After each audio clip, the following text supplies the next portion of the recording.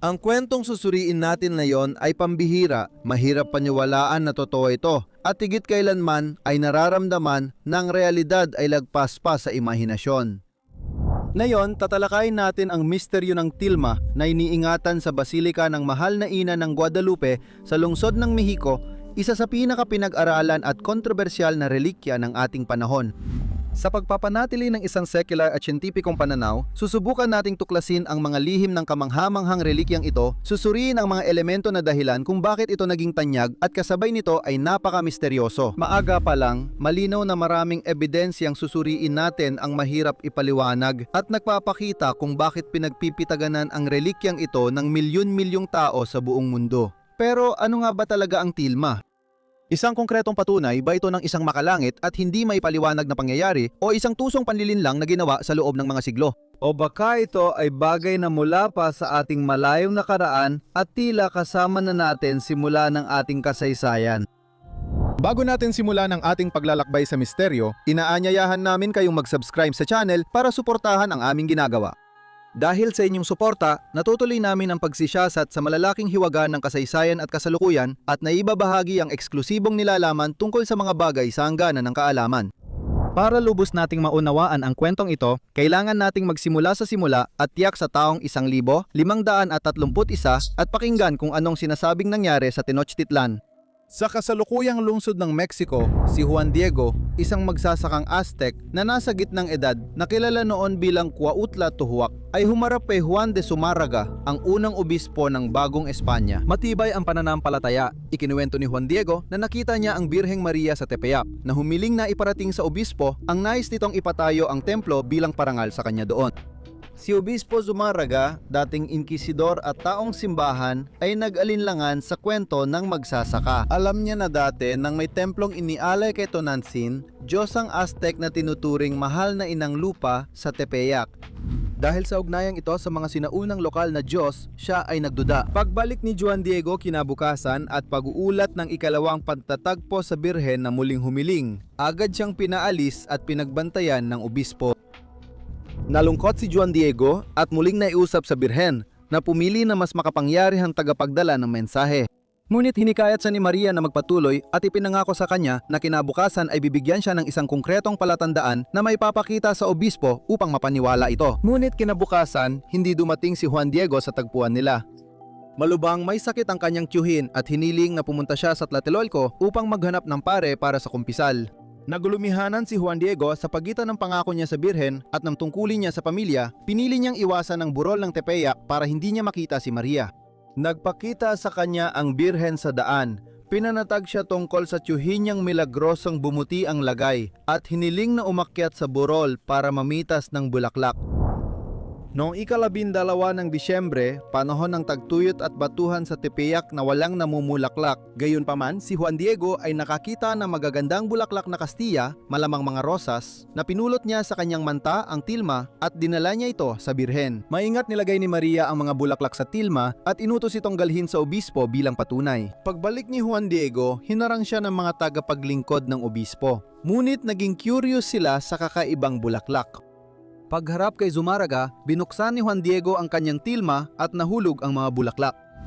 Sa oras na yon, milagrosong lumitaw sa magaspang na manta ang imahe ng Birhen ng Guadalupe na may misteryosong ekspresyon na patuloy na humangalina sa mga deboto.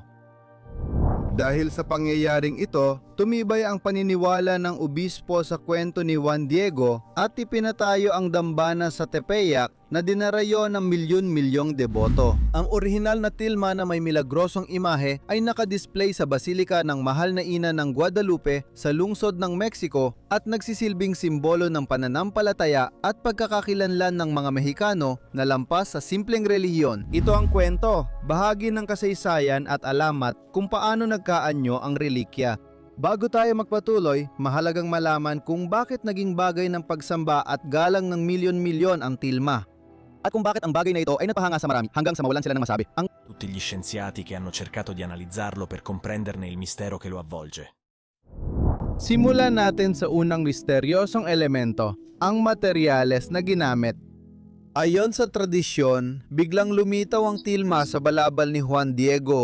Ang tilma ay gawa sa tela mula sa hibla ng agave na karaniwang ginagamit ng mga katutubo sa Mexico noong ika-16 na siglo bilang balabal laban sa masamang panahon. Karaniwan, dayunpaman, ang ganitong uri ng material ay may maikling buhay. Nasisira ito sa loob lamang ng ilang dekada dahil sa kahalumigmigan, alikabok at pagkakalantad sa liwanag.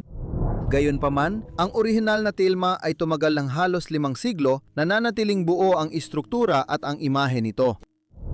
Lalong kahanga-hanga na ang tilma ay mahigit 100 taon nang naipapakita kahit walang proteksyon. Dahil dito, nalantad dito sa usok ng kandila, paghawak ng deboto at di magandang kondisyon sa loob ng basilika.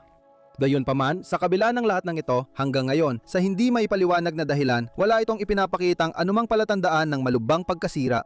Hindi lang nakaligtas sa panahon ang tilma, nalampasan din nito ang mga pangyayaring dapat sanay sumira rito.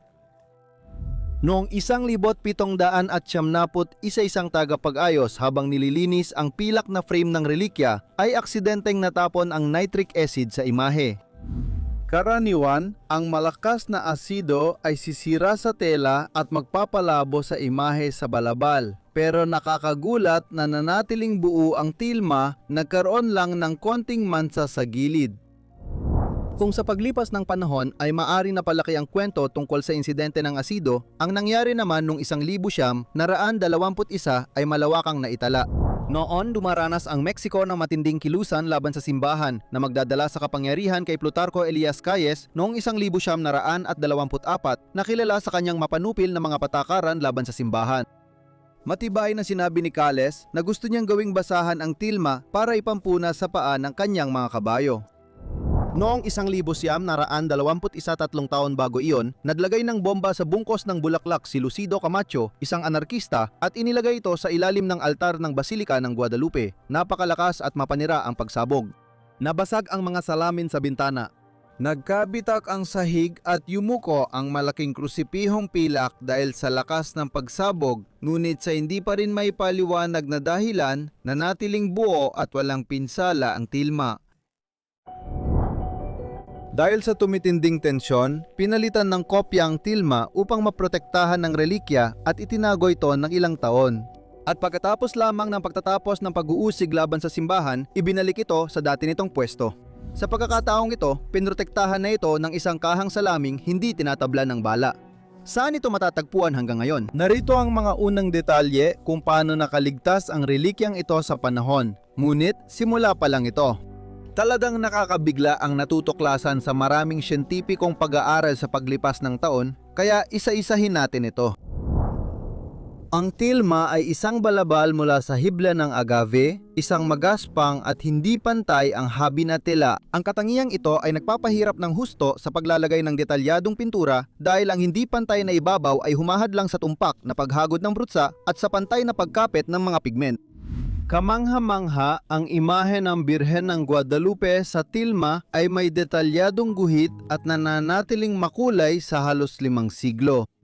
Mas lalo pang kamangha-mangha ito, lalo na't ang hibla ng agave ay kadalasang nasisira lang sa loob ng ilang dekada. Isa sa mga pinakaimportanteng pag-aaral ay isinagawa noong 1936 ng Aleman na kimiko na si Richard Kuhn na nanalo ng Premyong Nobel sa Kimika noong 1938. Si Kuhn ay nakatanggap ng 2 hibla na kinuha mula sa tilma, isa pula at isa dilaw, upang suriin ang kanilang chemical na komposisyon at matukoy ang uri ng mga pigmentong ginamit. Nakakagulat ang resulta ng pagsusuri. Nadiskubre ni Kuhn na ang mga pigmento sa hibla ay hindi kabilang sa kilalang mga pangkulay mula sa halaman, hayop o mineral. Bago dumating ang mga Kastila sa Amerika, ginagamit na ang mga pigmento sa tela. Kadalasan, ang mga pigmento ay mula sa mineral o halaman, kaya mahirap ipaliwanag ang katangian ng pagkakulay sa relikya kapag wala ang mga ito. Bukod dito, mukhang walang tradisyonal na panali ang mga pigmento para manatiling matatag sa tela. Karaniwan, ang mga kulay na inilalagay sa tela ay nangangailangan ng isang sangkap na magpapakapit sa kanila, tulad ng langis o tempera na gawa sa itlog. Walang bakas ng ganong sangkap sa tilma, kaya naniniwalang ang larawan ay isang modo ancora sconosciuto alla scienza. Noong 1979, sumunod ang biofisiko na si Philip Sernahalan na nagsagawa ng masusing pag-aaral sa tilma. Gamit ang potographiyang infrared, natutukoy ang mga nakatagong bakas sa ilalim ng pinturang ibabaw, gaya ng mga paunang guhit, hagod ng brush at mga tanda ng pagreretoke. Ipinakita ng pagsusuri ang isa pang hindi maipaliwanag na katangian, walang mga bakas ng hagod ng brush o mga preparatoryong guhit. Karaniwan, ang mga artista ay gumagawa muna ng isang sketch ng kanilang obra bago ilagay ang panghuling kulay. Ngunit sa tilma ay walang anumang bakas ng ganitong paunang yugto. Mas kamangha-mangha, natuklasan na ang mga kulay ay hindi sumisipsip sa hibla ng tela, kundi parang lumulutang lang sa ibabaw ng tilma, hindi gaya ng karaniwang pigmento sa porosong ibabaw. Napansin din ni Callahan na ang pinakamadilim na parte ng imahe ay misteryosong nagiging transparent sa infrared na ilaw na hindi kayang ipaliwanag ng karaniwang teknik sa pagpipinta. Isa pang nakakagulat na detalye ay may kinalaman sa pagkakayari ng tela. Karaniwan, magaspang at hindi pantay ang hibla ng agave. Pero sa bahagi ng imahe, ito ay misteryosong makinis na para bang piling bahagi ng habi ang nabago. Isa pang interesantang natuklasan sa pag-aaral ni Callahan ay tungkol sa temperatura ng tilma. Habang isinasagawa ang pagsusuri, napansin ng biopisiko na tila nananatiling pareho ang temperatura ng tela sa 36.6 degrees na eksaktong katumbas ng temperatura ng isang buhay na katawan ng tao. Dapat sumunod ang walang buhay na material sa temperatura ng paligid, pero tila hindi ganito sa tilma. Si Callahan, para mapatunayan ang datos na ito, ay nagsagawa ng maraming pagsukat sa iba't ibang oras at sa bawat pagkakataon nananatiling pareho ang temperatura ng tilma anuman ang kondisyon ng paligid. Ang natuklasang ito ay malinaw na nagbukas ng maraming katanungan. Bakit ang isang tela na gawa sa hibla ng agave na walang panloob na pinagmumulan ng init ay dapat magkaroon ng matatag na temperatura na katulad ng sa tao? Simpleng pagkakataon lang ba ito o may mas malalim na dahilan sa likod ng fenomenong ito? Noong 1929, napansin ng litratistang si Alfonso Marche Gonzalez ang isang kakaibang bagay sa mga mata ng birheng nakalarawan sa tilma. Sa masusing pagtingin sa pinalaking bahagi ng kanang mata ng imahe, napansin ni Gonzalez ang isang anyong nakarepлекta. Isang detalye na masusing, pinag-aralan lamang makalipas ang ilang dekada, partikular noong 1951 nang ang natuklasang ito ay naging mas kamangha-mangha pa. Kinumpirma ni Jose Carlos Salinas Chavez gamit ang salaming pampalaki na may anyo ng lalaki sa iris ng birhen. Simula noon, marami ng optalmologo at siyentipiko ang gumamit ng mas sopistikadong kagamitan sa pagsusuri ng imahe na nagbunyag ng mga detalyang hindi dapat naroon sa isang pinta. Nagpatuloy ang pag-aaral hanggang sa dulo ng ika-20 siglo at noong 1979 naganap ang isa sa mga pinakapambirang tuklas, si Jose Aste Tonsman. Isang Peruviano na inhinyero sa digital na pagpoproseso ng larawan ang nag-aral sa mga mata ng tilma gamit ang modernong teknolohiya. Dahil sa paggamit ng micropotografiya at digital na pagpapalaki, hanggang 2,500 beses nagawa ni Tonsman na matukoy hindi lang isa, kundi maraming anyo ng tao na reflektado sa mga mata ng birhen. Sabi ng iskular, makikita sa balintataw ng birhen ang buong eksena na parang totoong nagre-reflekta ang mga mata ng birhen sa nangyari ng buksan ni Juan Diego ang tilma sa harap ni Obispo Sumaraga. May hindi bababa sa 13 tao sa eksena, bawat isa ay may natatanging katangian. Ngunit sino ang mga taong nakikita sa mata ng birhen? Batay sa pag-aaral ni Tonsman, makikita sa balintataw ng birhen si Juan Diego ang katutubong pinagpakitaan ng birhen at nagdala ng tilma sa obispo. Ang kanyang anyo ay lumilitaw na nakaluhod, may mapagpakumbaba at magalang na kilos. Ang anyo ng isang matandang lalaking may balbas ay kinilala bilang ang obispo. Ang obispong Franciscano na saksi sa paghahayag ng himala ay nasa tabi niya ang larawan ng isang lalaking nakatagilid ang muka na malamang ay ang tagapagsalin na tumulong sa komunikasyon sa pagitan ni Juan Diego at ng obispo. Makikita sa magkabilang gilid ng eksena ang isang lalaki at isang babaeng kapwa may katutubong pinagmulan na marahil ay mga saksi sa pangyayari at isang maliit na batang malinaw na namumukod tangi sa iba.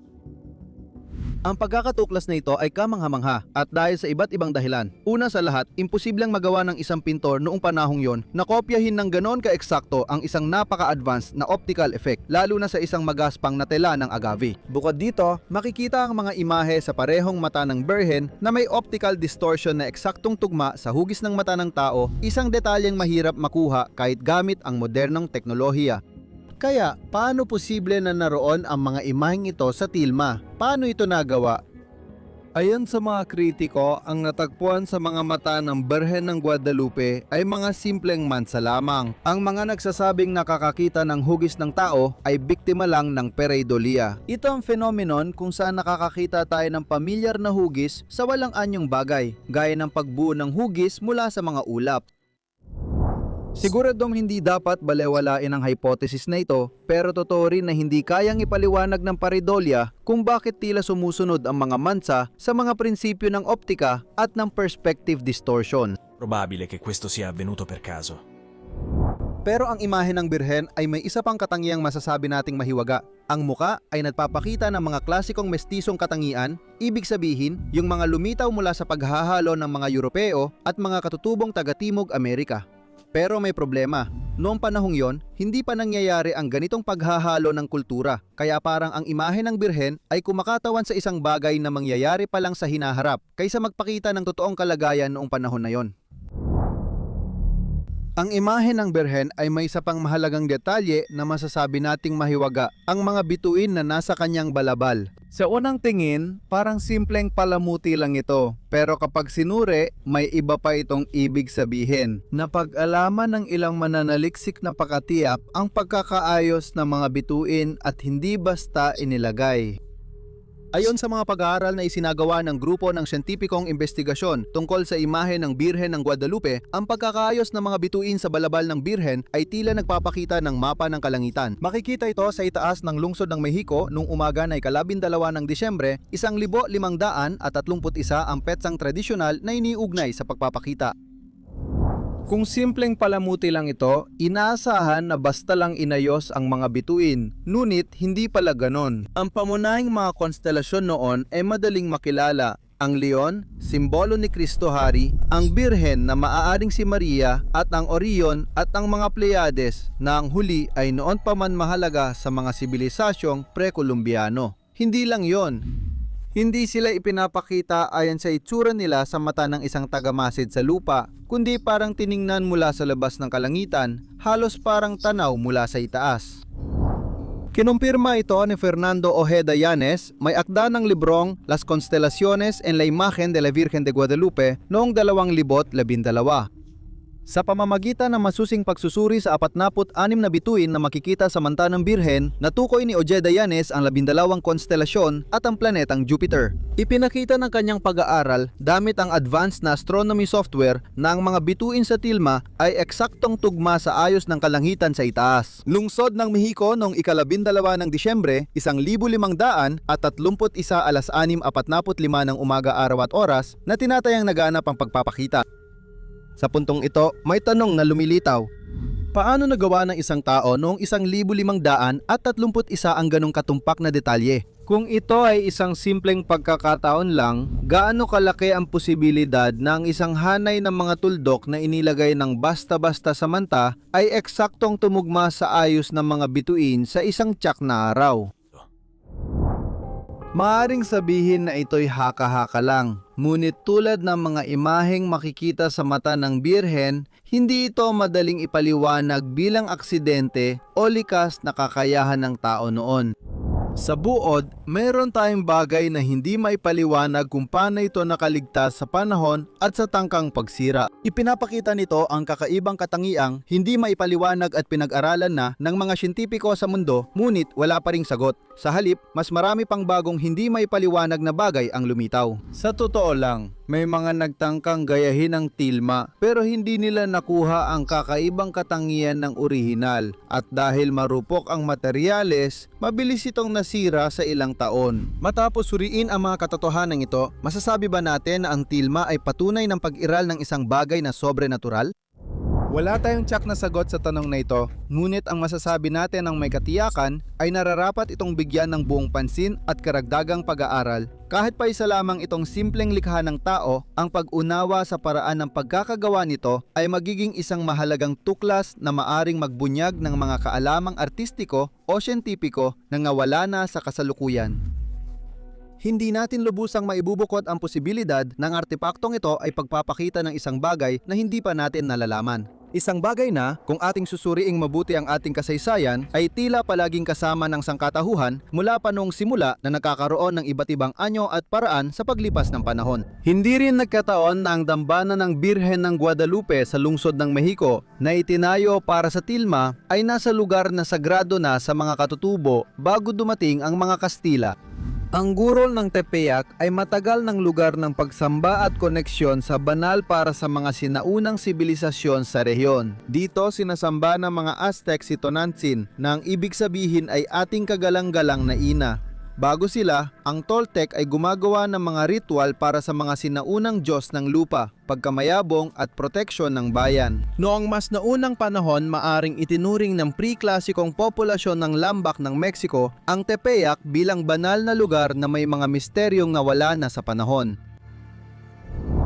Maaring may mas malalim na ugnayan ang tilma at ang kinalalagyan nito, isang di nakikitang sinulid na nagdurugtong sa nakaraan at kasalukuyan, kasaysayan at misteryo, pananampalataya at kaalaman. Ibahagi ang inyong opinion sa komento, isulat ang iniisip ninyo at kung nais suportahan ang aming trabaho, paki-share ang video at mag-subscribe sa aming channel. Hanggang sa susunod na kwento!